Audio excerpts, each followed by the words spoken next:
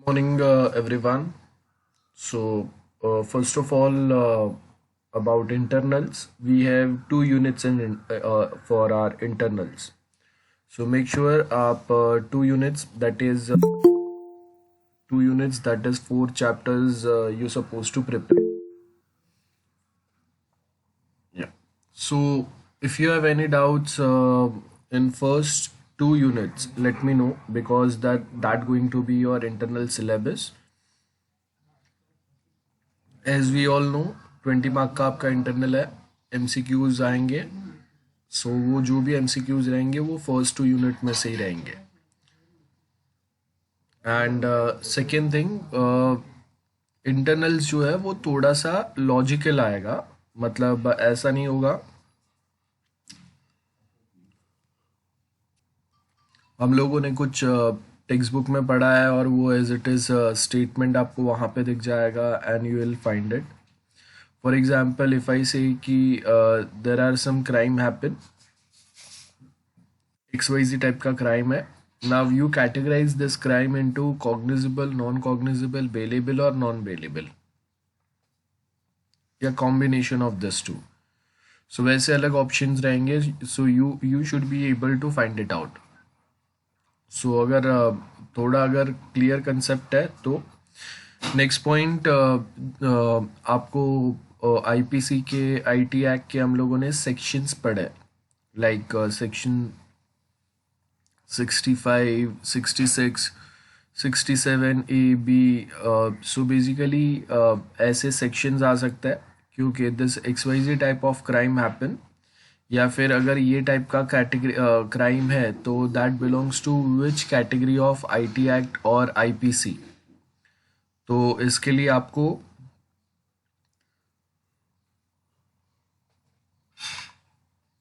वो सेक्शंस जो है वो याद होने चाहिए. मैंने आपको बोला था फॉर एवरी चैप्टर एक सेक्शन का अलग से टेबल बना के रखो. तो वो आपको प्रिपेयर करके रखना है. ओके. किसी को कोई डाउट है तो बताओ. और Bhowmik, hello. Yes, sir. Yes, sir. हाँ, सबको इन्फॉर्म कर देना that internal syllabus units. Yes, sir. Okay. So we have lecture on Monday as well. तो आप टाइम है आपको 2 दिन का. If you have any doubts we can discuss that on Monday. तो आप एक बार मंडे को देख लेना. जो भी डाउट्स है वो हम लोग क्लियर कर लेंगे.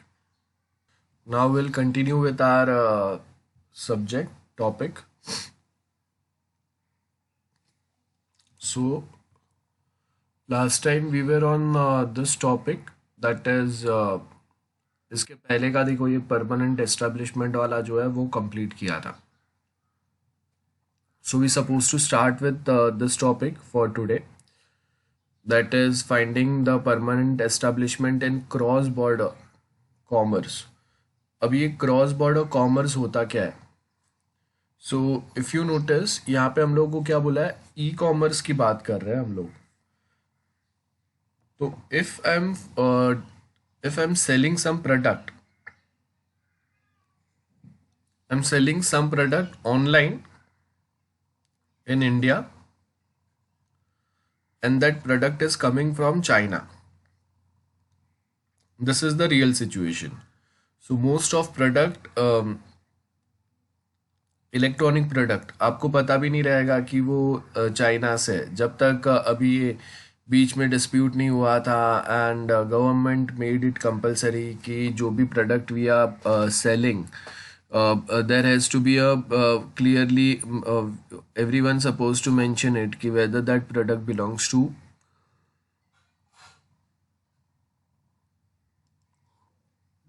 India, China, या whether that product belongs to any other XYZ country. अब यहाँ पे क्या बोला है, सबसे पहले तो क्रॉस कॉमर्स होगा. क्रॉस बॉर्डर ई कॉमर्स का मतलब क्या है कि एक कंट्री, उसके बाजू में कोई दूसरा कंट्री है, और वी कैन से कि देर माइट बी स्टेट्स, और ये जो स्टेट्स है वो स्टेट्स के साथ हम लोगों के कोई वो स्टेट्स के साथ में हम लोगों के कोई बिजनेसेस चल रहे हैं। तो अब यूएस में पैटर्न क्या है कि दे हैव 50 स्टेट्स, और ये हर एक स्टेट के अपने अलग अलग रूल्स है। और वहाँ पे ऐसा नहीं है कि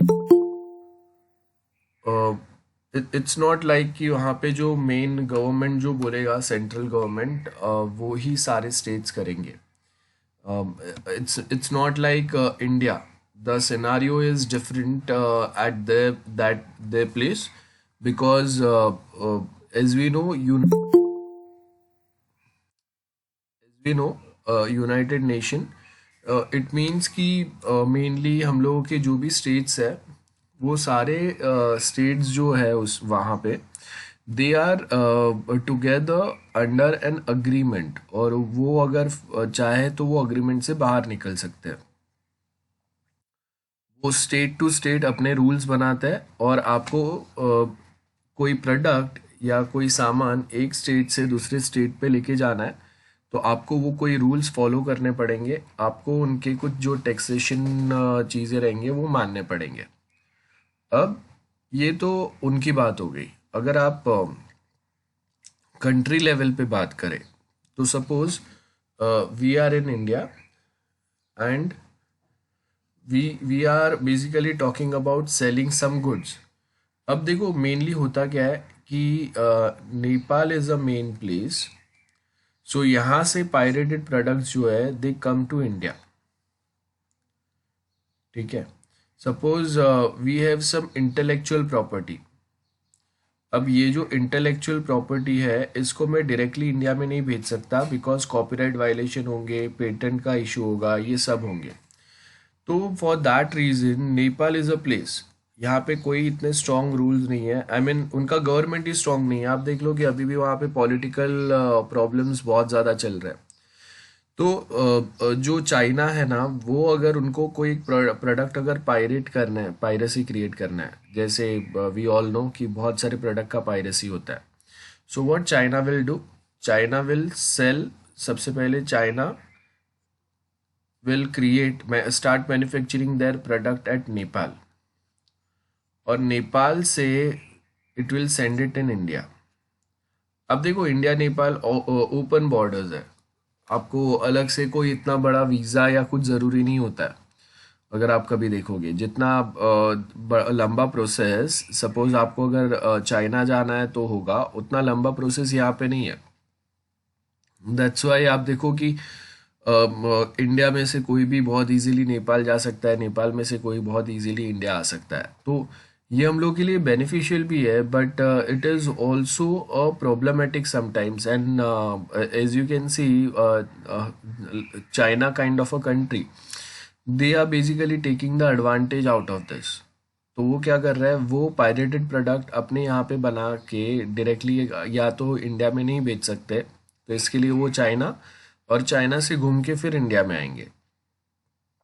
अब चेकिंग होते हैं बहुत बार, ये सब वो बराबर बात है, लेकिन कहीं ना कहीं एज वी ऑल नो कि अगर आपको कोई प्रोडक्ट्स अगर इंडिया में लाना है विच आर पायरेटेड वन, तो बहुत बार आप देखो कि चेक पोस्ट होता है वहाँ पे, कभी कभी इट हैपन्स कि मैंने कुछ पैसे दे दिया तो अभी मेरा ट्रक को पास कर दिया, तो ऐसे प्रोडक्ट्स फिर भी आ जाता है। तो अभी हम लोग यहाँ पे क्या बोल रहे हैं कि जब ई कॉमर्स, ऑनलाइन कॉमर्स कर रहा है, तो कोई प्रोडक्ट सपोज मैंने जो ऑर्डर किया है ऑनलाइन इलेक्ट्रॉनिक मीडियम के थ्रू, तो इट माइट पॉसिबल कि वो प्रोडक्ट जो है वो आपका बांग्लादेश से आ रहा है, नेपाल से आ रहा है, और कहीं से आ रहा है। सो उसके क्या स्पेसिफिक रूल्स होने चाहिए। तो सबसे पहले यहाँ पे आपको क्या बोला है कि ऐसे सर्टन रूल्स जो ओईसीडी कंट्री के थे, उसमें कुछ प्रिंसिपल्स बनाए थे for a model taxation convention. अब वो क्या बोल रहे हैं कि ये जो टैक्सेशन कन्वेंशंस थे, as per that we suppose to pay any taxes, any specific taxes on the e-commerce, like permanent established principle are struggling to cross-border e-commerce, as there is an inappropriateness of the said principle. There are questions related to permanent establishment in cross-border. अब हम लोग जैसे नेपाल और India है, तो आप देखो open borders है ना, दोनों में इतना कोई प्रॉब्लम नहीं है. तो अब अगर हम लोग यहाँ पे ही अगर बिजनेस कर रहे हैं, या फिर if you talk about US जहाँ पे 2 स्टेट्स बाजू बाजू में, वहाँ पे अगर हम लोग बिजनेस कर रहे हैं, तो how we are going to tackle this situation. मतलब यहाँ पे अभी टैक्सेशन अगर अप्लाई हो रहा है, तो वो टैक्सेशन के जो प्रॉब्लम्स है इसको हम लोग कैसे सॉल्व करेंगे. सो अब क्या होता है कि इंडिया में जैसे हम लोगों ने बोला कि uploading a porn website, creating your own porn website, that is not allowed. So I upload it, और मेरा मेन सर्वर, होस्टिंग सर्वर जो रहेगा वो नेपाल रहेगा, and from here people can access it in India. So अभी हम लोगों ने जो होस्ट किया वो कहाँ से किया, नेपाल से किया. अब मेनली नेपाल क्यों यूज़ हो रहा है, because it is way cheaper to visit to any country like Nepal.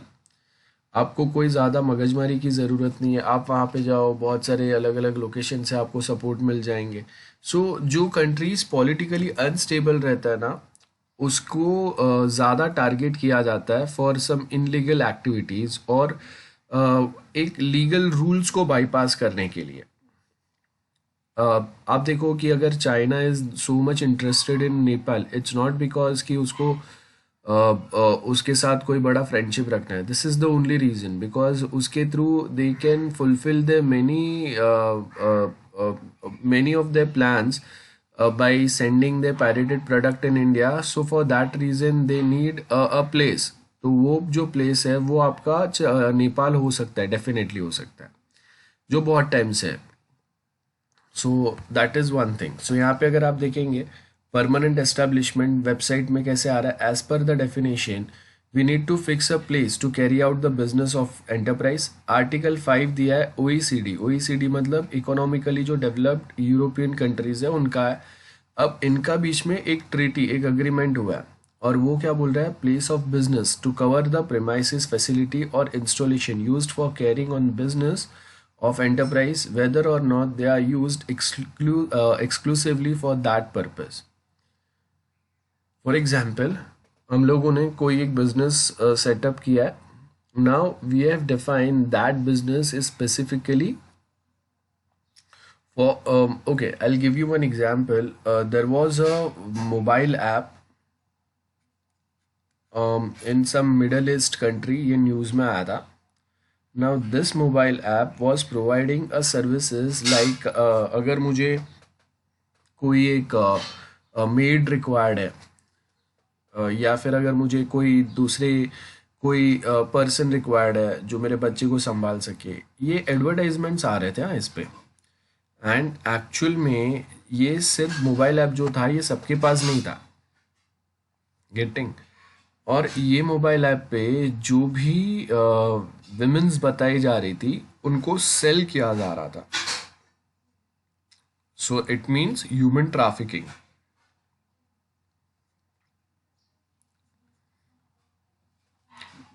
So basically क्या हो रहा है, आपको मोबाइल ऐप एक बताया है, और वो मोबाइल ऐप के ऊपर कुछ चीज़ें जो है वो क्या पर्पस के लिए है, तो ऑनलाइन ये प्रोस्टिट्यूशन टाइप बिजनेस चल रहा है ना. सो यहाँ पे अगर आप देखेंगे कि वी हैव अ बिजनेस, यहाँ पे हम लोग कुछ चीज़ें बता रहे हैं. सो अब जो मोबाइल ऐप जो बना था वो क्या पर्पस के लिए बना था, दैट वाज मेनली देयर कि आप कोई एक ऐसे सर्विसेज को इजीली एक्वायर कर सको. लेकिन एक्चुअल में वो मोबाइल ऐप पे क्या बिजनेस हो रहा था, ह्यूमन ट्रैफिकिंग का. एंड दैट्स वाई हर किसी को ये मोबाइल ऐप के बारे में पता नहीं था. ओनली सिलेक्टेड पीपल जो ऐसे चीज़ों में डील करते हैं या इंटरेस्टेड है उनको वो एजेंट्स जो है वो इन्फॉर्म कर रहे थे. नोटिफिकेशन जाता है गवर्नमेंट में, they are very well aware at their place. थोड़े टाइम के बाद में पता चलता है कि ये नोटिस में आया, तो वो डाउन चले जाता है और ये सेम सर्विसेज कोई दूसरे प्लेटफॉर्म से अपडेट हो जाता है. तो ये क्या हुआ कि आपका प्लेस ऑफ बिजनेस क्या है, आपने क्या पर्पस के लिए उसको डिफाइन किया था, वही सेम पर्पस के लिए we suppose to maintain it. So OECD model Following places are considered as the permanent establishment, a place of management जहाँ से business manage हो रहा है, और एल्स आपका कोई एक ब्रांच है, ऑफिस है, फैक्ट्री, वर्कशॉप है, माइन है, ऑयल और गैस वेल्स है, अगर यहाँ पे एक्सट्रैक्शन का काम चल रहा है तो ये वाला आएगा। या फिर कोई भी एक दूसरा प्लेस है जहाँ पे आपके नेचुरल रिसोर्स आप एक्सट्रैक्ट कर रहे हैं, जैसे coal mines, gold mines, diamond mines होता है, तो वो आपका प्लेस ऑफ बिजनेस कंसिडर होगा। और वहाँ से if you are sending something, तो हम लोग क्या कंसिडर करेंगे, that is your permanent establishment place. लेकिन ये फिजिकल लेवल्स पे प्रॉपर है। वेब सर्वर पे हम लोग कैसे डिफाइन करेंगे? तो वेब सर्वर पे देखो, हम लोगों ने जो लोकेशन से, जो जियोग्राफिकल लोकेशन से वो वेबसाइट को अपलोड किया है। सो अगर मेरा रजिस्ट्रेशन, अब वेब सर्वर्स जो होंगे, अगर मैं बोल रहा हूँ कि मैंने क्लाउड पे अगर अपलोड किया है, तो क्लाउड एग्जैक्टली कहाँ पे हम लोग को पता है? नहीं पता है। तो जियोग्राफिकल लोकेशन यहाँ पे डिफ़िकल्ट है फाइंड आउट करना। लेकिन वेबसाइट रजिस्ट्रेशन, मतलब मुझे अगर एक वेबसाइट अपलोड करना है, so we required web hosting, है ना, web hosting, that is what is required. तो if I have purchase this web hosting from Nepal, तो क्या होगा, मेरा जो सर्वर है वो कहाँ से बिलोंग कर रहा है? नेपाल से बिलोंग कर रहा है। सो website doing business in India may have it's server anywhere on the globe. So it's not compulsory कि अगर कोई वेबसाइट इंडिया में रन हो रहा है तो वो इंडिया से ही बिलोंग कर रहा है या इंडिया में ही रजिस्टर हुआ है। उसका web hosting and domain registration कहाँ पे है, वो website belongs to that place. So if both this thing belongs to Nepal, तो फिर ये वेबसाइट भले इंडिया में एक्सेसिबल है, of course it's on internet, तो it can be accessible anywhere, तो सेम वे वो इंडिया में एक्सेसिबल है, लेकिन एक्चुअली उसका परमानेंट एस्टेब्लिशमेंट कौन सा है? नेपाल है। So the location of the server जो होगा, जहाँ पे आपने उसको वेब होस्टिंग उसके लिए अक्वायर किया हुआ है, that would be the websites permanent establishment. अब बहुत बार हम लोग यहाँ पे क्या बोल रहे हैं कि हम लोग अपने सर्वर्स को या अपना वेबसाइट जो है ना, उसको ऐसे सर्वर से या ऐसे प्लेसेस से अपलोड कर रहे हैं या रजिस्टर कर रहे हैं which are the places are considered as a tax haven.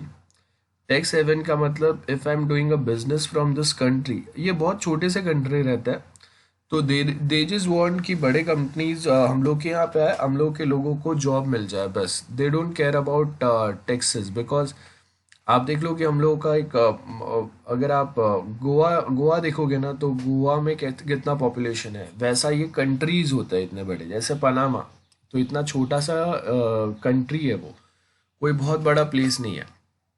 इसको हम लोग टैक्स हेवन बोलते हैं। सो आइदर वहाँ पे दे टेक नो टैक्सेस, या फिर 0.5% और मैक्सिमम 1% टैक्स होगा, which is not the scenario at any other places. या आप रियल में अगर आप देखेंगे, सो यहाँ पे क्या होता है कि आपको जो भी आपका बिजनेस प्रॉफिट होगा उसके ऊपर 10% और 20% और समटाइम्स इवन 30% टैक्सेस हम लोग को पे करने पड़ रहे हैं। Like we have a situation in UK, in India, US में भी ऑलमोस्ट 20% जितना आपका टैक्स हो जाता है। तो मैं क्या करूँगा, मेरे वेबसाइट्स भले यहाँ पे एक्सेस होंगे, बराबर है, लेकिन मेरा परमानेंट एस्टेब्लिशमेंट में ऐसे टैक्स हेवन्स में रखूँगा जहाँ पे 0.5%, दैट इज़ जो भी मेरा रहेगा उसका 0.5% ही टैक्स पे करना है।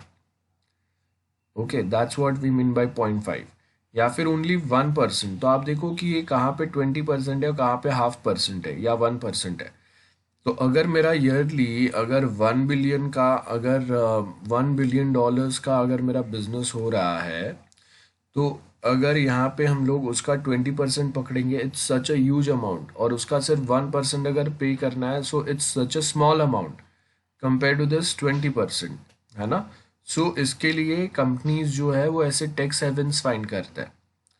मैंने आपको एग्जाम्पल भी बताया था, India sorry Vodafone and Hutch के बीच में जो डील हुआ था, तो they also completed the deal from this tax haven place. So वहाँ पे उन्होंने एक छोटा सा कोई आप समझ लो कि एक छोटा सा बहुत एक ऑफिस था जिसमें मैक्सिमम 2 लोग बैठ सकते हैं, और वहाँ पे जाके उन्होंने बोला कि this company belongs to here, और यहाँ से हम लोग हच जो है वो वोडाफोन को अपने शेयर्स जो है वो ट्रांसफ़र कर रहे हैं. So from there they have acquired their company, और उसका बेनिफिट ये हुआ कि उनको वहाँ पे टैक्स हेवन प्लेस था, तो नो टैक्स या ऑलमोस्ट हाफ या 1% टैक्स ही देना पड़ा. और वही अगर वो इंडिया में कर रहे थे तो उनका जो टोटल टैक्स जो जा रहा था दैट वाज अराउंड 3,000 crores. इतना बड़ा अमाउंट था. तो उसके बाद में उन्होंने यहाँ पे नहीं पे किया एंड सारे प्रॉब्लम्स हुए, वो हम लोगों ने देखे. तो यहाँ पे अभी हम लोग क्या बोल रहे हैं कि हम लोग जो लोकेशन का सर्वर का लोकेशन जो है वो ऐसे टैक्स हेवन प्लेसेस पे लेके जाता है, जिससे आप अपना बिजनेस पे जो टैक्स होंगे उसको आप एलिमिनेट कर सकते हो. सो यहाँ पे first thing is given that only. So now यहाँ पे आपको क्या बोला है, to minimize the cost,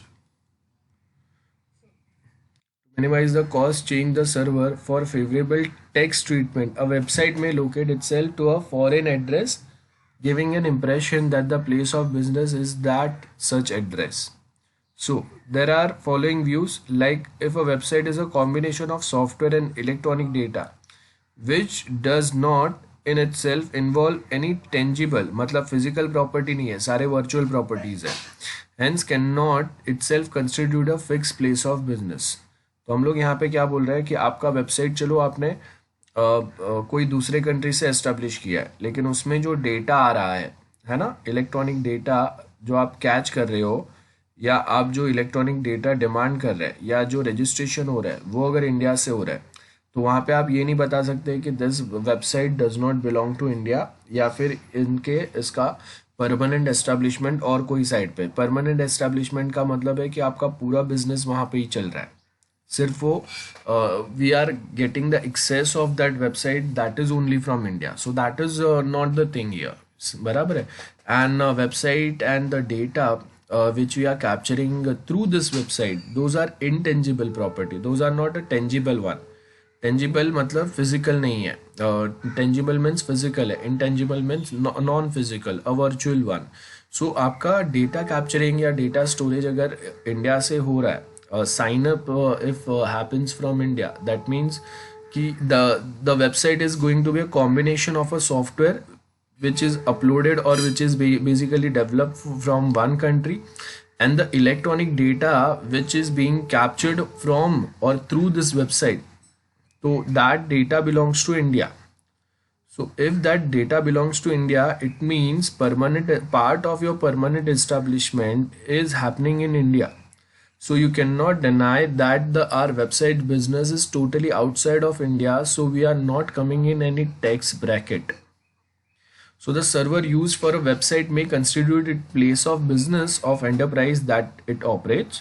The website enter into a hosting arrangement. We are talking about web hosting and other security features.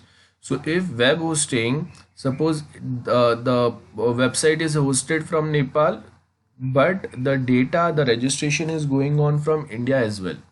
So at that point of time we cannot say कि permanent establishment is fully from Nepal itself. अगर आप India से कोई registration या data, electronic data अगर capture नहीं कर रहे हो, then the statement is correct. But if you are capturing some data, you are accepting order from India, payment is happening from India. So वो टाइम पे in website terms we cannot say कि आपका पूरा business जो है वो वहाँ पे, physical business की बात अलग होती है. So it does not follow by itself that the enterprise operating the website has acquired a place of business. However, if the enterprise carrying on a business through a website also owns and operates the server on which website is stored and used, when the enterprise could constitute a permanent establishment if the other requirement of the concepts are satisfied.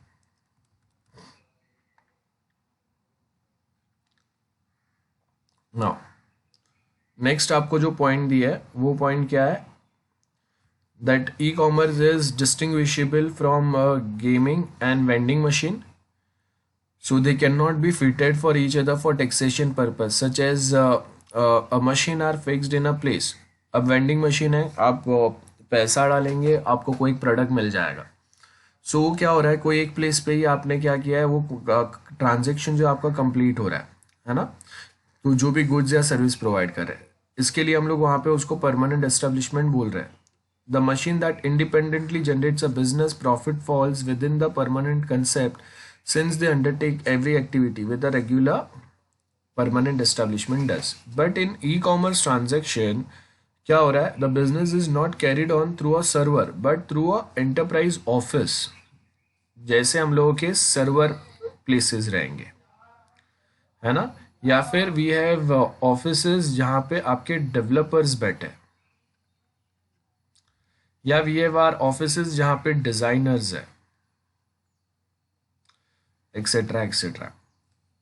सो इन जहाँ से आपके main activities हो रहे हैं, जहाँ पे आपका ware house बनाया हुआ है, so that is the income generating activity places, है ना. तो आपका सर्वर या सॉफ्टवेयर भले कहाँ पे भी हो, लेकिन उसके लिए डेवलपमेंट कहाँ से हो रहा है, ये आपको देखना है. सो कंप्यूटर इक्विपमेंट में constitute permanent establishment only if it is fixed, that is located at a certain place for a sufficient period of time. There are different views expressed related to automated equipment. Some feel that there is a human intervention for a operation. So आपका अगर जो server है या आपका जो website है, उसके specific, आपके सॉफ्टवेयर स्पेसिफिक अगर हम लोगों ने मेंटेनेंस के लिए कोई पर्सन्स को अगर यहाँ पे इंडिया में रखा है, तो उसका पार्शियल परमानेंट एस्टेब्लिशमेंट इंडिया भी कंसिडर होगा. So some feels that should not be a human intervention, but if some places जहाँ पे some part of your software जहाँ पे human intervention हो रहा है, so that belongs to India.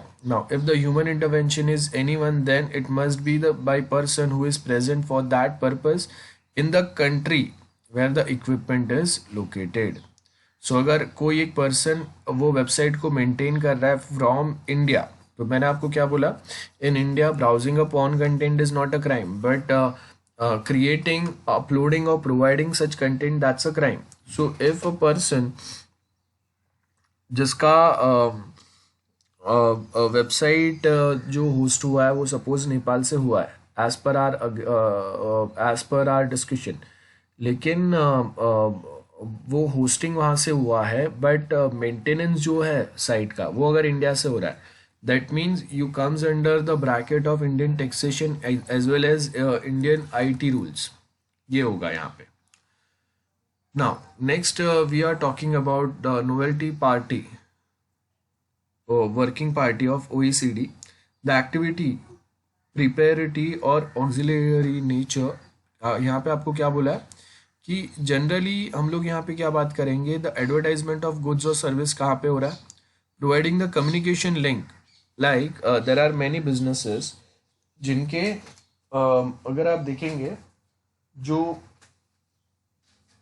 जो बिजनेस है वो इंडिया से हो रहा है, या फिर their business are mainly situated in US but the call centers are working from India or back offices are working from India. The main reason is like in US they have a minimum salary rule, but that rule is not applicable in India. So if with respect to the minimum salary rule of US, if I say कि there are some people whom I supposed to hire, अब उनका salary suppose होगा 1.5 या 2 lakhs in Indian currency, and the same currency में यहाँ पे आपको और 5 लोग मिल जाएंगे. सो फॉर दैट रीजन हम लोग क्या करते हैं कि कॉल सेंटर्स जो है वो इंडिया में स्टार्ट होना, इंडिया में डेवलप होना स्टार्ट हो गया, जो पहले नहीं हो रहा था. That is the main benefit. Okay, so यहाँ से क्या हो रहा है कि इंडिया में वी हैव मैनी ग्रेजुएट्स जिनको अगर इजीली जॉब नहीं मिल रहा है, so at least they can get the job in a call centre. So आपके सप्लायर और कस्टमर के बीच में जो कस्टमर सपोर्ट है वो अगर इंडिया से हो रहा है, तो part of your permanent establishment belongs to India as well. Then next thing is we can collect the market data. So as you can see, collecting the market data for an enterprise and supplying info, relying information through a mirror server for a security and efficiency. So if a server is handling relevant transaction, then a permanent establishment is created fully कोई एक place से. Now we have something which is called as ISPs. Now यहाँ पे आपको क्या बोला है, और ये जो भी कुछ हम लोग डिस्कस कर रहे हैं ये यूरोपियन कंट्रीज के बारे में, डेवलप कंट्रीज के बारे में डिस्कस कर रहे हैं, बिकॉज उनके यहाँ पे ये प्रॉब्लम पहले हुआ था. तो उनके यहाँ पे जो प्रॉब्लम हुआ था उसमें उन्होंने क्या क्या रेक्टिफिकेशन या मॉडिफिकेशन किए थे, वो समझ के हम लोग अपने रूल्स में वो सेम चेंजेस अप्लाई करेंगे. So as you can see here the in internet service provider. अब याद रखो इन आर टर्म्स हम लोग ISP नहीं बोलते हैं, हम लोग यहाँ पे इंटरनेट सर्विस प्रोवाइडर को यहाँ पे नेटवर्क सर्विस प्रोवाइडर बोलते हैं. बराबर है, ये ब्रॉड टर्म हो गया जिससे हम लोग ISP को बहुत सारे रूल्स में ऐड कर सकते हैं. The Working Party of OECD also considers the issue as to whether the location of Internet Service (ISP) may constitute a place of business and hence P is respect to the website hosted by ISP.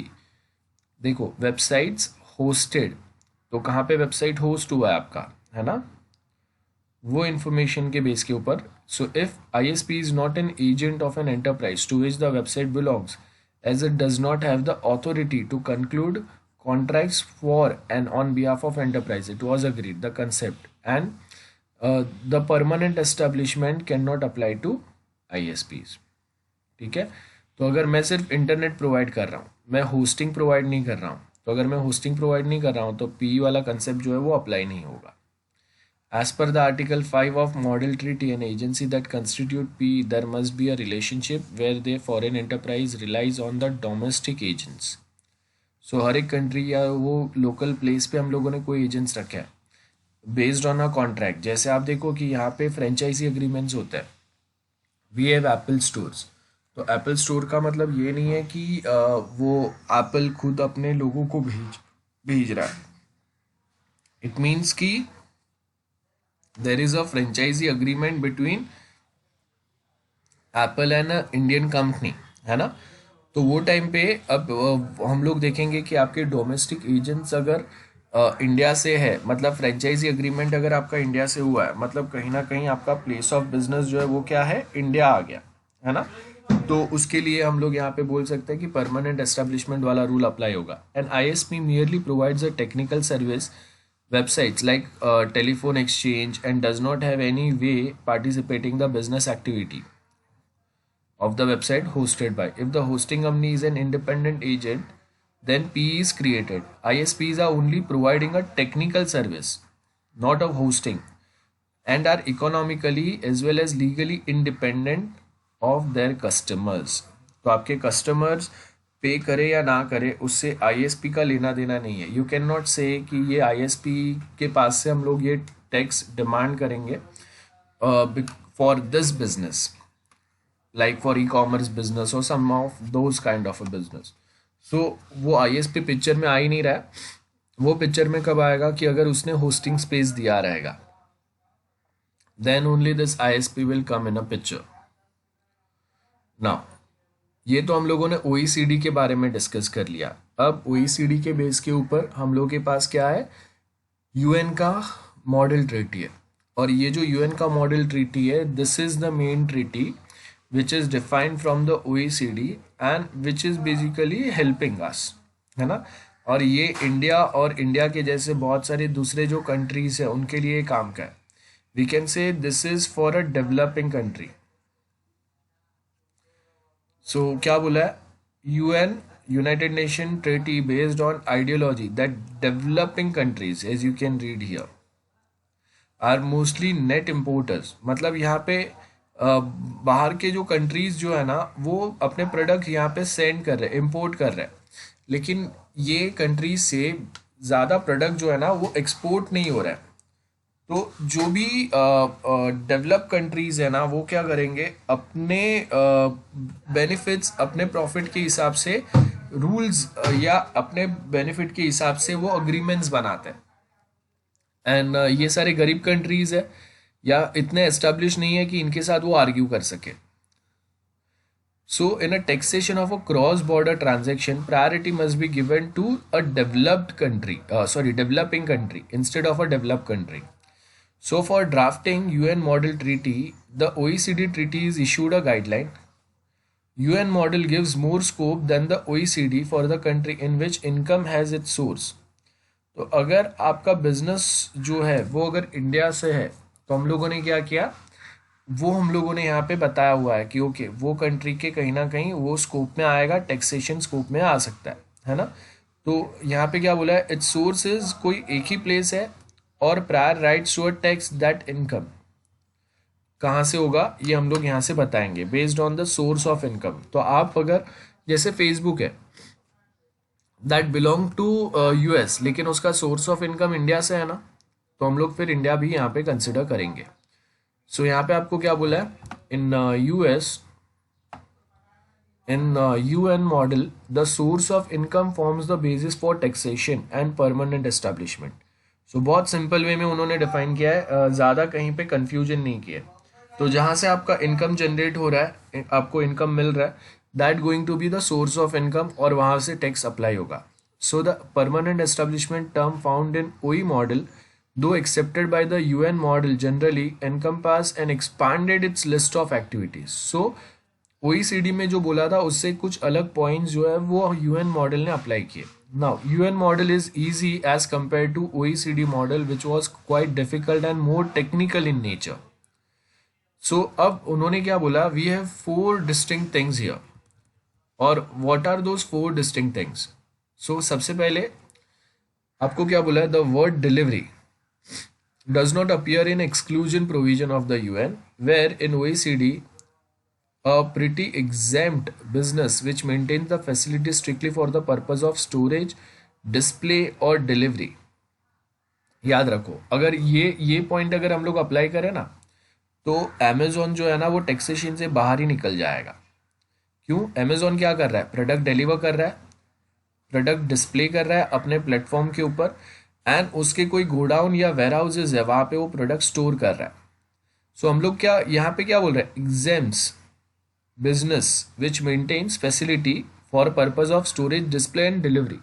सो अगर ये वाला अगर हम लोग point add करेंगे ना, तो आप देखो कि Flipkart and Amazon who earns in billions of dollar from India, they are exempted from the taxation policy itself. Now how can we make that possible? Because if a company is earning so much, then they're supposed to or they has to pay a tax. So if we follow the OECD model, then they are exempted, and if we follow UN model, then they are under a tax bracket. Why? Because source of income belong to India. So यहाँ पे वही दिया है, in UN wording qualifies those engaging in delivery as per permanent establishment. So if you are delivering some product, you come under this bracket. So now commentary of UN model states the deletion of the word delivery means that warehouse used solely for that purpose will deemed to be a permanent establishment.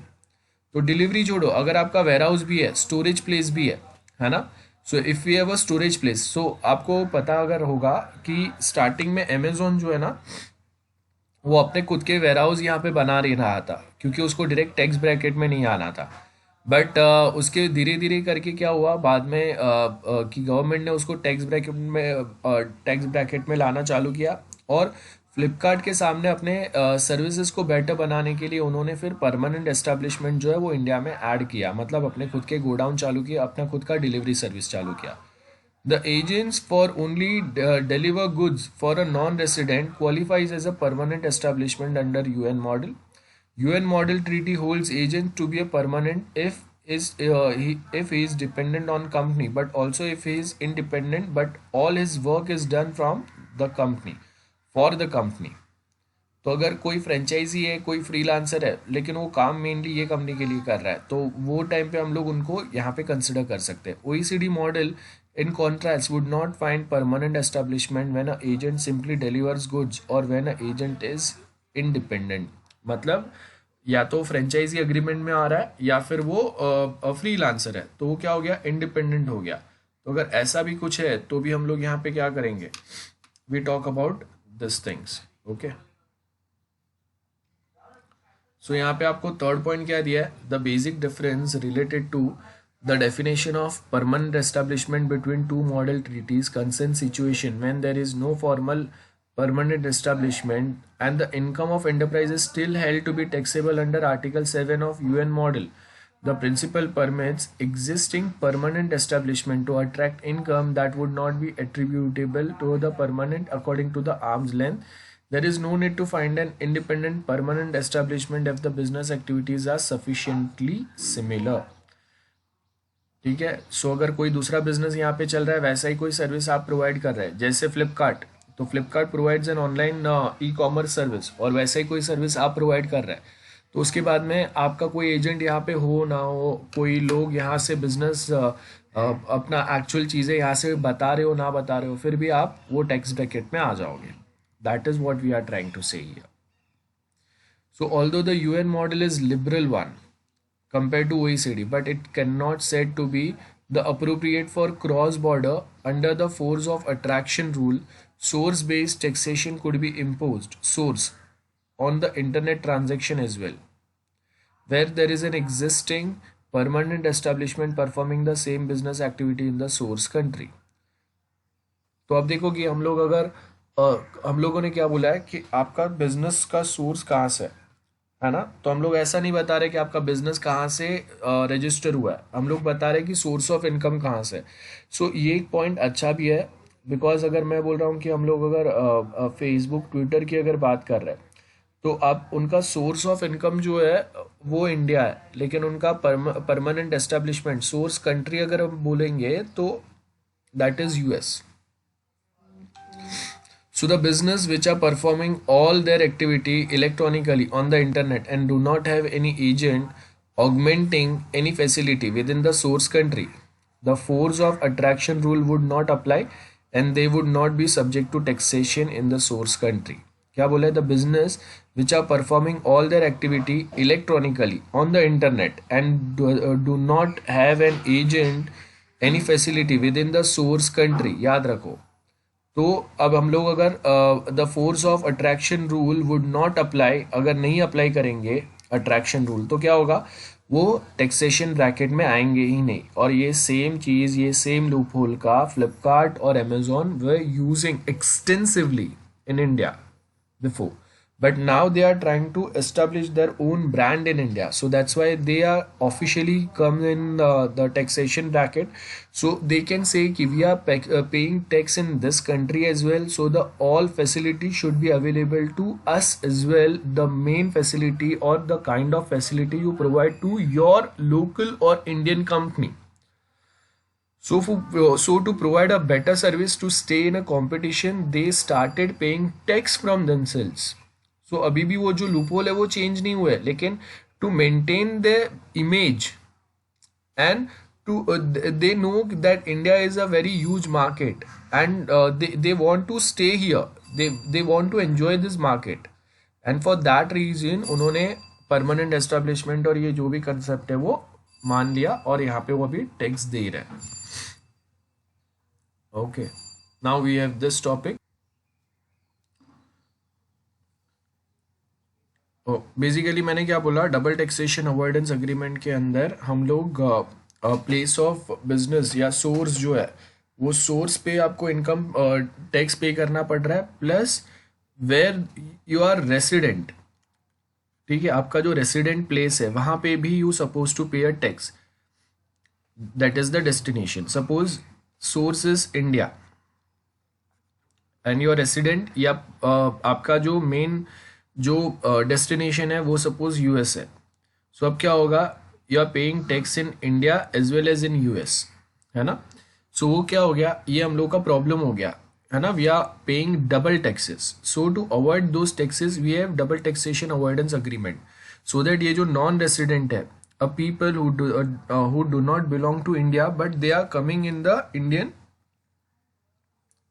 Taxation jurisdiction under the income tax act, तो उनको हम लोग bilateral agreement के through we are providing them a benefit.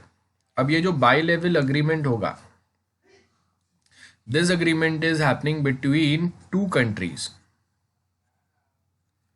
Okay, ये दो countries के बीच में हो रहा है. So one country might be like your source country, जैसे हम लोगों ने क्या बोला था, we have an agreement between India and Singapore. तो ये उनके बीच में क्या है, we have a double taxation avoidance agreement. So इसका बेनिफिट क्या होगा कि आप अगर ये कंट्री से बिलोंग कर रहे सिंगापुर से, and if you are doing business in India, तो with respect to this double taxation avoidance agreement, हम लोग वो बिजनेसेस को, अगर वो आपने सिंगापुर में टैक्स पे किया ऐसा अगर बता रहे हो, तो हम लोग यहाँ से आपको एग्जाम कर देंगे, एग्जामेशन दे देंगे, यहाँ पे टैक्स भरने की ज़रूरत नहीं है। So the basic objective is to promote and foster economic trade and investment between two countries by avoiding double taxes. तो अब याद रखो, मैंने आपको I don't remember, but mainly क्या होता है कि जो कंट्रीज़ के साथ हम लोगों का ट्रेड डेफिसिट नहीं है, ट्रेड सरप्लस है, उनके साथ हम लोग ऐसे डबल टैक्सेशन अवॉइडेंस अग्रीमेंट करते हैं। जिनके साथ हम लोगों का ट्रेड जो है दैट इज सरप्लस, मतलब we are exporting more and importing less, उनके साथ हम लोगों के डबल टैक्सेशन अवॉइडेंस अग्रीमेंट होंगे। Simple terms, I am exporting 10 crore का बिजनेस एंड उनके सामने इंपोर्ट कर रहा हूं मैं 1 करोड़, तो ओवरऑल मैं क्या पे हूँ, मैं सरप्लस में हूँ ना, 9 करोड़ मैं ज़्यादा बिजनेस सेंड कर रहा हूँ। ठीक है, 9 crore I am sending more business compare to which मैं यहाँ पे जितना इंपोर्ट कर रहा हूँ। इंपोर्ट कितने का हुआ, 1 करोड़ का हुआ। एक्सपोर्ट मतलब मैंने वो कंट्री में सामान कितने का भेजा, 10 करोड़ का भेजा। तो जो मैं सामान भेज रहा हूँ, एक्सपोर्ट कर रहा हूँ, उनके सामने इंपोर्ट बहुत कम है। अब ये सिचुएशन जो है ना, this is exactly opposite for China. China में अगर वो 100 करोड़ का अगर सामान इंडिया में भेज रहे हैं, उनके सामने हम लोग सिर्फ 10 करोड़ ही चाइना में एक्सपोर्ट कर रहे हैं। सो इनके साथ में we will not be signing such agreement because we are already frustrated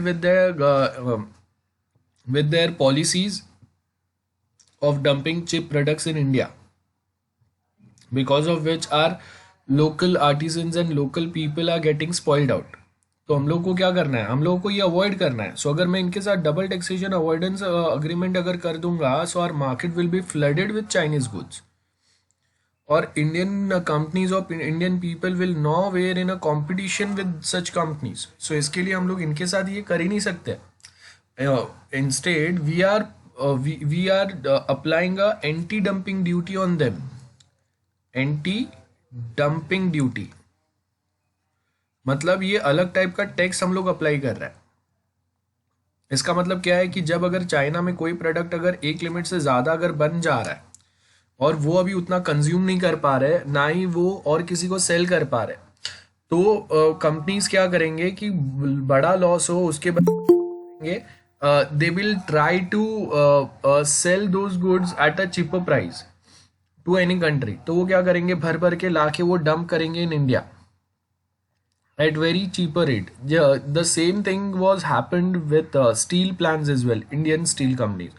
So China was dumping their steel in India, और वो जो स्टील उन्होंने इंडिया में डंप किया था उसकी वजह से इंडियन स्टील्स के प्राइस जो थे वो मार्केट में, I mean Indian steel companies were about to collapse almost. ये प्रॉब्लम आ गया था, क्योंकि चाइनीज स्टील अगर आपको जो रेट पे मिल रहा है उतने रेट पे इंडियन स्टील मिलना पॉसिबल ही नहीं है।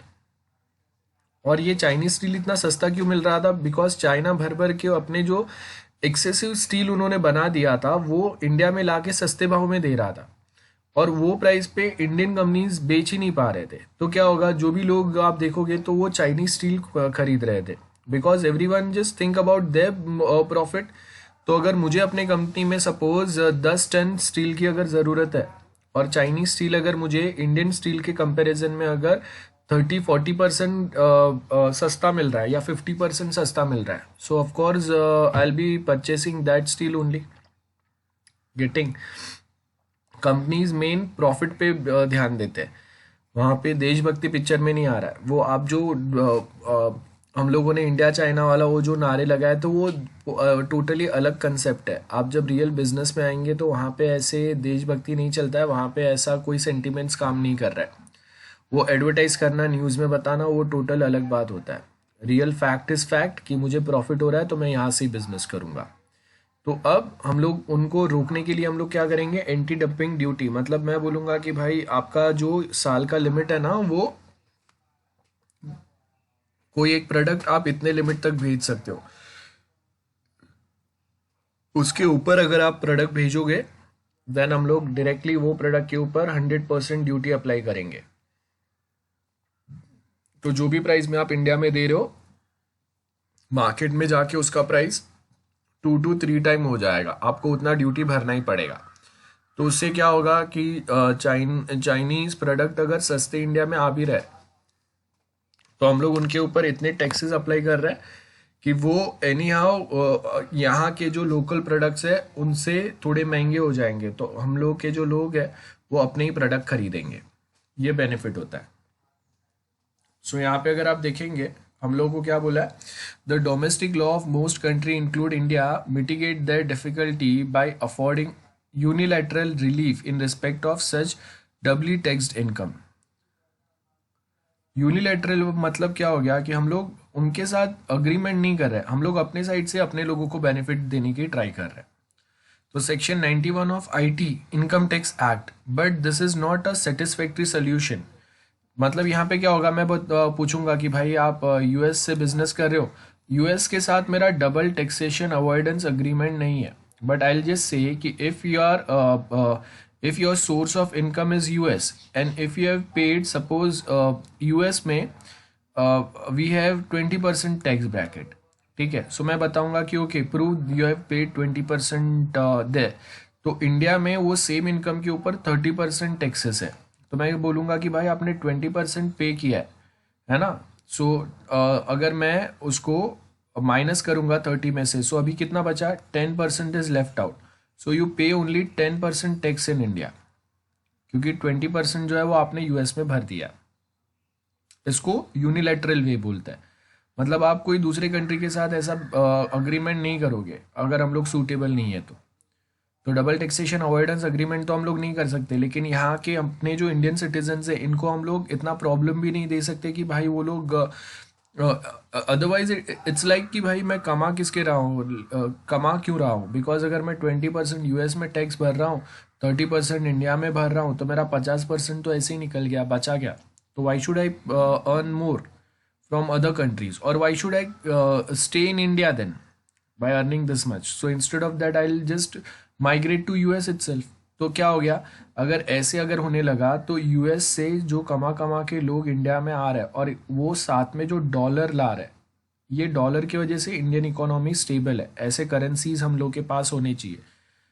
तो अगर ये करेंसीज अगर आना बंद हो गया, ऐसे इंटरनेशनल करेंसीज, तो इंडिया में आपको वापस बहुत सारे इकोनॉमिक प्रॉब्लम्स मिलेंगे। तो इसके लिए हम लोग अपने यूनिलैटरल रिलीफ प्रोवाइड करते हैं as per section 99 of Indian income tax act, but as this is not a satisfactory solution in the rules for determining the source of the income in various countries, tax treaty try to remove tax obstacles that inhibited trade and service movement of capital and person between the country. It helps in improving the general investment client. सो क्या होगा, हम लोग ये unilateral relief जो है वो सिर्फ अपने इंडिविजुअल लोगों को नहीं देंगे। अभी अगर मैं बोल रहा हूँ कि मेक इन इंडिया, तो अब अगर हम लोग मेक इन इंडिया थीम पे अगर काम कर रहे हैं, तो जैसे कुछ टैक्स रिलीफ हम लोग अगर इंडियन सिटीजन्स को देंगे, वैसे टैक्स रिलीफ आप बाहर की कंट्रीज को भी देंगे। जैसे अगर मैं बोलूँगा कि जनरल इन्वेस्टमेंट क्लाइमेट कब आएगा, जब आप अपने टैक्सेशंस को लिमिट में रखेंगे और कोई भी उठा के हर किसी के ऊपर आप टैक्स अप्लाई नहीं करेंगे। सो अभी हम लोग ने क्या बोला, service and movement of capital जो है ना, उसके बेस के ऊपर हम लोग कहीं ना कहीं एक रास्ता निकालेंगे और हम लोग उतने बड़े जो टैक्सेस है वो उनके ऊपर अप्लाई नहीं करेंगे। एंड नेक्स्ट क्या बोला है, double taxation avoidance agreements are also negotiated under the public international law and govern by the principle lay down under the Vienna convention on the law of treaties. तो वो भी यहाँ से उन्होंने वेरीफाई किया है कि ओके क्या टर्म्स कंडीशन आप रख सकते हो। मतलब अगर कोई कंट्री को under double taxation avoidance agreement, आप देखो कि WTO अग्रीमेंट जो हम लोगों ने साइन किया था ना, वर्ल्ड ट्रेड अग्रीमेंट, यहाँ पे हम लोगों ने क्या बोला था कि all the countries are equal, आप सबको इक्वल इंपॉर्टेंस देंगे। तो अगर मैं डबल टैक्सेशन अवॉइडेंस अग्रीमेंट की अगर बात कर रहा हूं, तो कहीं ना कहीं ये डब्ल्यूटीओ का इक्वालिटी प्रिंसिपल जो है इसको वायलेट कर रहा है। तो आपको विदाउट वायलेटिंग और without affecting the principle of equality of WTO आपको डबल टैक्सेशन अवॉइडेंस अग्रीमेंट पे काम करना है। तो इसके अंदर as per the Vienna convention यही सेम प्रॉब्लम्स की वजह से हम लोगों ने ये इंटरनेशनल लॉ ऑफ ट्रीटी के अंदर डिफाइन किया था कि कितने लेवल तक निगोशिएशंस हो सकते हैं और आप कितना उनको बेनिफिट देंगे जिससे ये जो इक्वालिटी का जो प्रिंसिपल है वो कहीं ना कहीं वायलेट ना हो। इट शुड नॉट हैपन कि आप कोई कंट्रीज को बहुत ज़्यादा फेवर कर रहे हैं और किसी को आप बिल्कुल फेवर नहीं कर रहे और आपके कंट्री में एक लिमिट के बाद में वो बिजनेस ही नहीं कर पा रहे। तो ये भी नहीं होना चाहिए। तो इन्वेस्टमेंट क्लाइमेट का मतलब होता है कि सारे कंट्रीज के लिए हम लोग सेम क्लाइमेट प्रोवाइड कर रहे हैं जहाँ पे वो इंडिया में आके इन्वेस्ट करे। एंड डबल टैक्सेशन के अंदर भी हम लोग एक लिमिट से ज़्यादा कोई कंट्री को फेवर नहीं करेंगे। ऐसा नहीं लगना चाहिए कि अगर मैं XYZ कंट्री से आ रहा हूँ तो आप मुझे ज़्यादा बेनिफिट दे रहे हो and if I belong to Pakistan, वो तो हम लोग के पर्सनल कुछ डिस्प्यूट हो गए, वो अलग बात है। लेकिन सपोज अगर डिस्प्यूट नहीं चल रहा है तो वो टाइम पे यू कैन नॉट से कि if I belong to China and India का और चाइना का फिलहाल अगर कुछ प्रॉब्लम्स चल रहा है तो उसकी वजह से you are again spoiling the businesses of Chinese company जो इंडिया ने किया। That is totally not acceptable.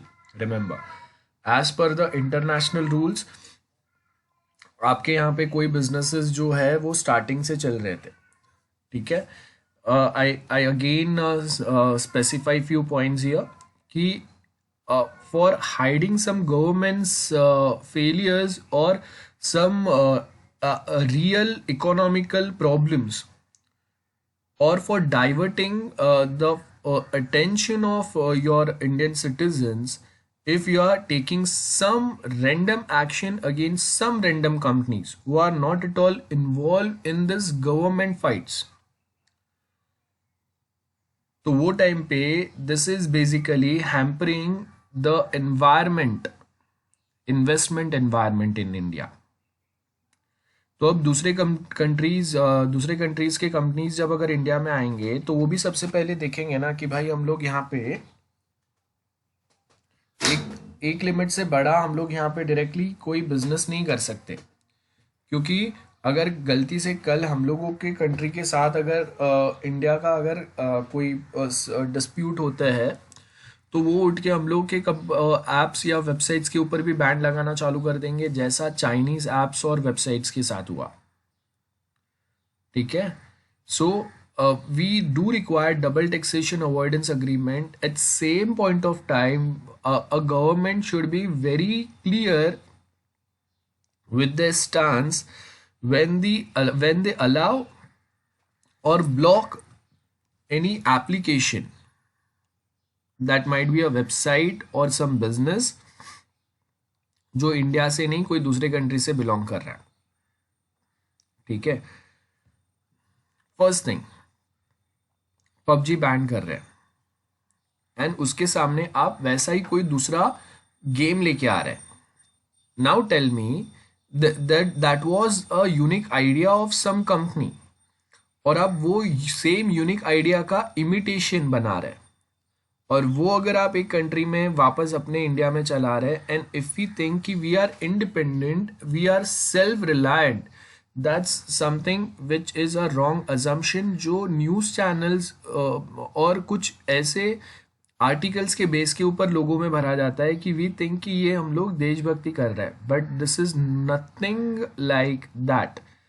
अगर कोई मोबाइल ऐप्स जो बहुत ज़्यादा अगर प्राइवेसी पॉलिसीज़ अगर वायलेट कर रहे थे तो हम लोगों के पास जो ऑडिटर टीम्स है वो कहाँ पे थे अब तक। अगर आपके जो डेटा है वो बहुत बड़े लेवल पे अगर मिसयूज़ हो रहे थे, वो अगर चाइना में जा रहे थे और उनको वो अपने बेनिफिट के लिए अगर यूज़ कर रहे थे, तो जब तक India China border stand of नहीं था तब तक वो सेम ऑडिटर कंपनीज या फिर तब तक वो लोग कहाँ पे थे। Getting what I am trying to say. अब सडनली इफ यू फाइंड कि ओके दिस एप्स और this websites are not good enough because कि वो डेटा चोरी कर रहे हैं, तो अगर हम लोग के पास ऑडिटर टीम्स होते हैं हमेशा जो वेरीफाई करते हैं जिनको कंपनीज अपना डेटा सबमिट कर रहे हैं कि हम लोग ने जो डेटा कलेक्ट किया है वो हम लोगों ने कहाँ पे सेव किया है, कैसे सेव किया है, और हम लोगों ने अगर कहीं पे अगर उसको सेंड किया है तो कौन से टर्म्स कंडीशन पे किया है। तो अगर India China border stand of के पहले ये ऑडिटर्स को पता ही नहीं था कि आपके पास जो एप्स है जो सर्टन चीज़ें हैं वो कहाँ पे है। Getting what I'm trying to say. So investment climate is very much required in today's time in India as well, because आप में से बहुत सारे लोग जब अगर बाहर जा रहे हो ना तो यही कोई ना कोई कंपनीज जो अपने ऑफिसेस चला रहे हैं ना उसमें आपको जॉब मिल रहा है। गेटिंग जिसमें इंडियन कंपनी साथ में कोलेबरेट कर रहे हैं, तो आप जब ऐसे कोई भी एप्स या वेबसाइट्स उठ के बंद कर रहे हो ना तो उनके जो ब्रांचेस हैं इंडिया में वो बंद हो रहे हैं, और उसके साथ में उनके यहाँ पे जो इंडियंस काम कर रहे हैं वो बंद हो रहा है। तो आपने जो कोई एप्स बैन किए हैं लाइक टिकटॉक अगर बैन किया तो टिकटॉक का एक ऑफिस इंडिया में भी चल रहा था जो इंडियन फ्लेवर में इंडिया के हिसाब से इंडिया के प्रॉब्लम सॉल्व करने में काम कर रहा था। तो अभी अगर आप सडनली बोल रहे हो कि इंडिया में टिकटॉक बैन किया क्योंकि अगर वहां पे हम लोग का डेटा अगर चोरी हो रहा था, तो what are the points you suppose to prove that. And one more thing, अगर वो प्रूव होते थे तो यूएस में टिकटॉक बैन जो हुआ था वो वापस वो अलाउ नहीं होता था। इंडिया में we are drawing the attention in totally different way, so that's what we have this subject for a digital literacy. Digital literacy में हम लोग को न्यूज़ में या गवर्नमेंट साइड से जो कोई एकदम जोश भरे जो कुछ देशभक्ति के स्लोगन मिल रहे हैं ना, that is something which is totally opposite to what we actually technically think.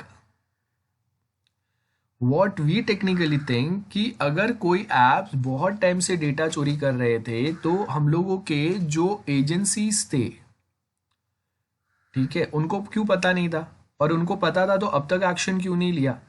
मतलब अगर ये सेम जो ऐप है वो अगर बॉर्डर स्टैंड ऑफ नहीं होते थे तो ये ऐप चलते रहते थे, तभी गवर्नमेंट को प्रॉब्लम नहीं था। गेटिंग प्रॉब्लम कब हुआ, जब स्टैंड ऑफ हुए। सो इसके लिए हम लोगों को यहाँ पे याद रखना है कि इन्वेस्टमेंट क्लाइमेट जब आपको अगर बना के रखना है तो आप ऐसे दो गवर्नमेंट के बीच में अगर कुछ प्रॉब्लम आ रहा है उसका इफेक्ट जो है वो कंट्री से बिलोंग करने वाले कंपनीज पे नहीं पड़ना चाहिए जो वहां पे काम कर रहा है।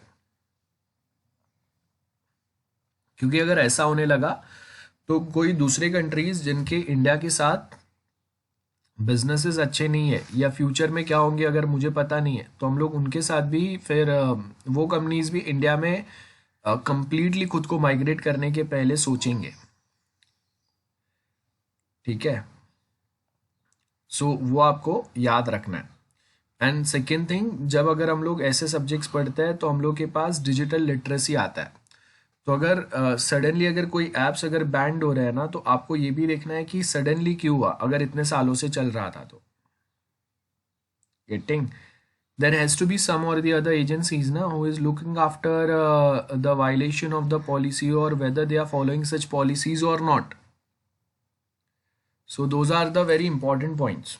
Okay, so यहाँ पे आपको क्या बोला है, what is the need for double taxation avoidance? A need for an agreement for double taxation arises because conflicting rules in two different countries regarding chargeability of income based on the receipt and actual जो आपके residential status क्या है, as there is no clear definition of income and taxability which is accepted internationally and income may become a liable to tax in two countries. तो अगर कोई ऐसे specific rules नहीं रहेंगे तो क्या हो गया कि आप दोनों कंट्रीज में आपको ये टैक्स भरना ही पड़ेगा। अब इंडिया में वी हैव सेक्शन 90 जहाँ पे हम लोग कहीं ना कहीं यूनिलैटरली हम लोग कंसिडर कर रहे हैं सो दैट ये जो लोग हैं वो इंडिया में डॉलर्स भेजते रहे। ये हम लोगों का मेन हम लोगों का ज़रूरत है, दैट इज़ आर नीड और रिक्वायरमेंट। इसके लिए हम लोगों ने उनको अलाउ किया। आप देख लो कि केरला है, अब केरला में हर दूसरे घर में से आपको कोई ना कोई मिलेगा जो सऊदी में या कहीं पे बाहर काम कर रहा है। तो अब वो जो अर्न करते हैं वो अर्निंग उनका जो होता है वो इंटरनेशनल करेंसी में उनको मिलता है।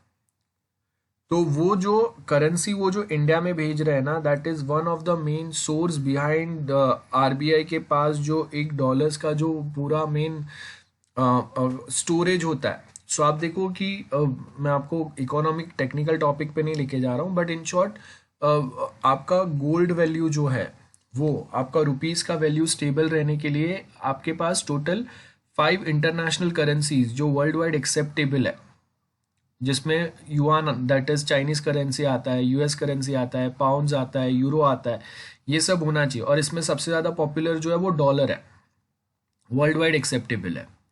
तो यूएस डॉलर जो है ना वो हम लोग के पास होना चाहिए, और वो आपके पास जितना ज़्यादा रहेगा उतना अगर कभी भी अगर कोई प्रॉब्लम आता है ना, तो वो आपके पास डॉलर है उसके बेस के ऊपर आप बहुत इजीली वो सिचुएशंस को हैंडल कर सकते हैं।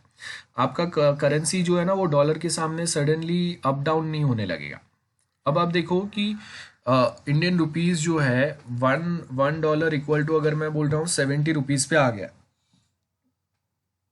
तो उसका मेन बेनिफिट क्या है कि एफआईआईज जो है, फॉरेन इंस्टीट्यूशनल इन्वेस्टर्स जो है वो इंडिया में इन्वेस्ट कर रहे हैं। जैसे शेयर मार्केट है तो वहाँ पे आके इन्वेस्ट करेंगे। तो वो क्या हो गया कि सपोज आज उन्होंने $10,000 10,000 करोड़ इंडियन रुपीस में ऐड किया, 5,000 करोड़ ऐड किया, 2,000 ऐड किया, जो वो डेली बेस पे करता है और कभी कभी विड्रॉ भी करता है। तो अगर वो विड्रॉ करते हैं तो मार्केट गिरता है, और वो जब ऐड करते हैं तो मार्केट ऊपर जाता है। सो आप देखो कि इंडियन मार्केट जो है वो मेनली किसी दूसरे के हाथ में है। तो आपने अभी बहुत बार न्यूज़ में देखा रहेगा कि लॉकडाउन के पहले भी जो मार्केट के लिमिट्स नहीं थे, आज मार्केट वो लेवल पे है। तो उसका मेन बेनिफिट क्या है कि the FII is the main people, foreign institutional investors are the main people who are keep on investing in Indian market. And why they were investing in Indian market? Because US के side से जो banks थे, they are providing money to the companies at almost 0% interest rate, कि भाई आप पैसा उठाओ, आप वो पैसा मार्केट में इन्वेस्ट करो, आप अपने बिजनेस को थोड़ा बढ़ाओ, सो दैट एम्प्लॉयमेंट अपॉर्चुनिटीज बढ़े और हम लोगों का ये जो प्रॉब्लम हुआ है वो हट जाए। So mainly the economic situation got tensed because of this. मतलब कोई एक कंपनी जो लॉकडाउन के पहले उनका नॉर्मल बिजनेस जब चल रहा था तभी वो जितना अर्न नहीं कर रहे थे और उनके शेयर का प्राइस जितना नहीं था, अभी सडनली उनका शेयर का प्राइस बढ़ गया। क्यों बढ़ गया? बिकॉज ज़्यादा उस पर इन्वेस्टमेंट होने लगे। तो जो स्कैम ऑफ 1992 हम लोगों ने देखा था ना, वैसा कुछ सिचुएशन क्रिएट हो गया है। तो अब यहाँ पे क्या हो रहा है कि आपका कोई कंपनी का शेयर जो है वो बहुत ऊपर जा रहा है, एंड सडनली जब ये लोग पैसा निकालने लगेंगे तो वो शेयर उतना ही ज़ोर से नीचे गिरेगा। अब सिर्फ शेयर नहीं गिर रहा है, ये जो पैसा निकाल रहे हैं एफआईआईज, तो वो डॉलर खींच रहे हैं। इसका मतलब है कि रुपी टू डॉलर वैल्यू जो है ना वो भी ऊपर जाएगा, और उसकी वजह से गोल्ड भी महंगा हो जाएगा। गेटिंग, ये सारे इफेक्ट पड़ते हैं हम लोग के। तो हम लोग जब दो कंट्रीज के बीच में ऐसे कोई अग्रीमेंट्स करते हैं ना, तो उनके साथ में हम लोग जो कंपनीज यहाँ पे आके इन्वेस्ट कर रहे हैं, तो अब दो टाइप के इन्वेस्टमेंट होते हैं। एक टेम्पररी इन्वेस्टमेंट जो डायरेक्टली आके मार्केट में इन्वेस्ट करो, आपको चाहिए रखो, नहीं चाहिए तो निकल जाओ। दूसरा होता है लॉन्ग टर्म इन्वेस्टमेंट, जिसमें आप इतना जल्दी आ नहीं सकते और इतना जल्दी बाहर नहीं जा सकते। तो जो ये शॉर्ट टर्म इन्वेस्टमेंट होता है उसके ऊपर तो हम लोग कहीं ना कहीं थोड़े बहुत आपके जो भी चार्जेस है वो अप्लाई होंगे। लॉन्ग टर्म इन्वेस्टमेंट का जो पैटर्न होता है वो काफ़ी अलग रहता है। गेटिंग, और उसमें हम लोग किसी को अगर टैक्सेबल ब्रैकेट में ला रहे हैं, किसी को अगर परमानेंट एस्टेब्लिशमेंट प्रोवाइड कर रहे हैं, तो उसके अगेन अगेन अलग अलग पॉइंट्स होते हैं, अगेन अलग अलग रूल्स होते हैं कुछ ना कुछ। जैसे आप देखो कि जो आईसीआई बैंक, चंदा कोचर और वोडाफोन का जो इशू हुआ है, या फिर 9XM का जो इशू था, 9XM चैनल आपने देखा रहेगा। तो वो टाइम पे जो हम लोग के फॉर्मर फाइनेंस मिनिस्टर थे पी चिदम्बरम, तो उसमें आपने देखा रहेगा कि एक टाइम पे चल रहा था कि वो पकड़ा पकड़ी खेल रहे थे, पुलिस पकड़ रहे हैं, वो अपने घर में भाग रहे हैं। आपने न्यूज़ में ये लाइव चल रहा था, ये लाइव कवरेज चल रहा था। तो उसका जो बेटा था, और ये जब पावर में वो टाइम पे जो इशू हुए थे उसमें यही था कि हम लोग जो फॉरेन कंपनीज जो है उनको कोई एक कंपनी में इन्वेस्टमेंट एक लिमिट से ज़्यादा नहीं दे सकते, और आप डायरेक्टली अगर उनको अलाउ कर रहे हैं 80-90% इन्वेस्ट करने के लिए, सो that is not allowed. Getting, banks अगर किसी को लोन दे रहे हैं, जैसे वोडाफोन केस में अगर हो रहा है, तो बैंक्स आपको अगर लोन दे रहे हैं तो वो एक लिमिट तक लोन देंगे, और उसके सामने आपको ये भी देखना है कि फॉरेन इंस्टीट्यूशंस जो है वो उसमें कितना इन्वेस्ट कर रहे हैं। तो सेम 9XM के साथ हो रहा है कि उनको अलाउ किया था कि भाई आप सिर्फ 10% इन्वेस्टमेंट आप फॉरेन कंपनी से लोगे, लेकिन उसके जगह पे डायरेक्टली उन्होंने 90% इन्वेस्टमेंट ले लिया। तो उसका ड्रॉबैक क्या हुआ कि वो हम लोग ये टैक्सेबल ब्रैकेट में है ही नहीं, हम लोगों ने अलाउ ही नहीं किया, और फिर भी आपने अलग अलग वे से वो ले लिया तभी। और वो टाइम पे आपको किसी ने कुछ क्यों नहीं बोला, क्योंकि आपका गवर्नमेंट पावर में था, है ना। सो यहाँ पे हम लोग ये पैटर्न पे बात कर रहे हैं कि अगर कोई कंपनीज फॉरेन इंस्टीट्यूशंस अगर कोई कंपनी में अगर 80-90% इन्वेस्ट कर रहे हैं तो उनको प्रॉफिट होगा ना, तब तक वो इन्वेस्ट करेंगे। सडनली अगर वो निकल जाएंगे तो आपका वो कंपनी है वो तो बंद हो जाएगा। अभी अगर 9XM जैसा एक बड़ा सा चैनल है, आप देखो कि स्टार है, सोनी है, ये बहुत बड़े चैनल है, और उसमें there are thousands of Indian people who are working in those channels. अब अगर मैं बोल रहा हूँ, जैसे अभी अभी यूएस का जो बैंक है वो ऑलमोस्ट 0% इंटरेस्ट रेट पे उनके बिजनेसमैन को लोन प्रोवाइड कर रहा है। अब बहुत कम इंटरेस्ट पे या ऑलमोस्ट निग्लिजिबल इंटरेस्ट पे लोन मिल रहा है कंपनीज को, तो कंपनीज इंडिया में आ रहे हैं।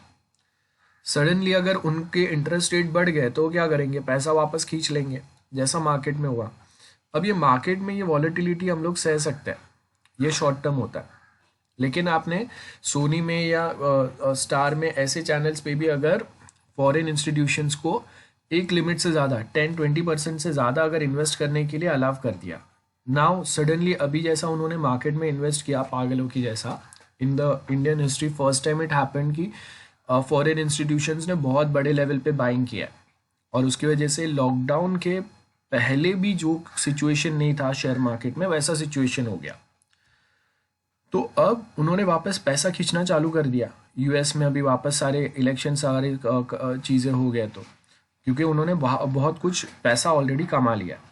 तो अब अगर ये सेम सिचुएशन अगर वो जब यहाँ पे कंपनीज में इन्वेस्ट करेंगे और अपना प्रॉफिट कमाने के बाद में अगर यहाँ से वो पैसा खींच लेंगे, जैसे सपोज आईपीएल हो गया, अभी अगर वो पैसा खींच लेंगे 80% या 70% सपोज उनका इन्वेस्टमेंट है, तो वो चैनल्स ही बंद हो जाएंगे, and thousands of Indians who are working on in this channel वो भी डायरेक्टली अनएम्प्लॉयड हो जाएंगे। तो इसके लिए हम लोग रूल्स बनाते हैं कि आप अगर कोई चैनल्स चालू कर रहे हो, आप कोई वेबसाइट्स चालू कर रहे हो, आपका कोई गूगल टाइप बिजनेस है, तो सबसे पहले तो आपको उसको इंडिया में रजिस्टर करना पड़ेगा, इंडिया में कंपनी बनाना पड़ेगा।